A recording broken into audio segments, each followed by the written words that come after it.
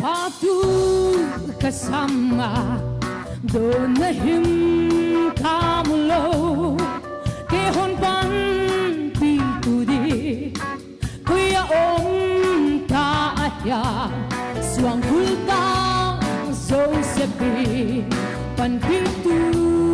amulo isang ka patiani amang hil ngaylohi alam mo lumtang di kapatutong aso abang len na langsa di natay san ngaylo go paso kahana kadam na kapa na hentay san Marile martain Jesua ginhamu lazardam non nilam dam takamu una natagsa nakadam nadi naginle patiang tu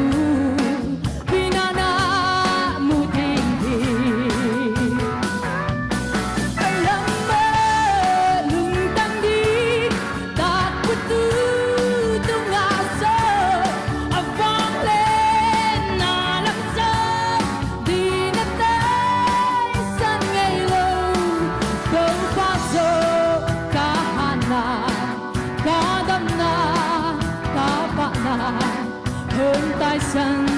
gây lối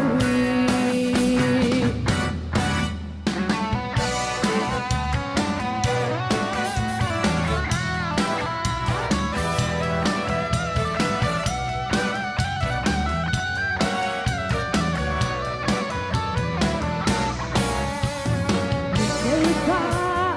dòng đi qua cầu Giêsu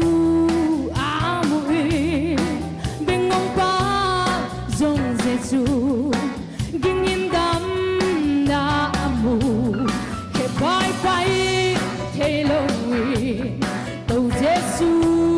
azuita oh now tau Giêsu nang din dam na hi alam ba lung tam di ta putu tung asa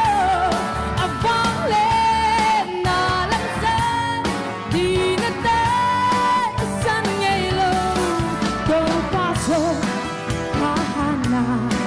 kadam na kapa na hơn tai san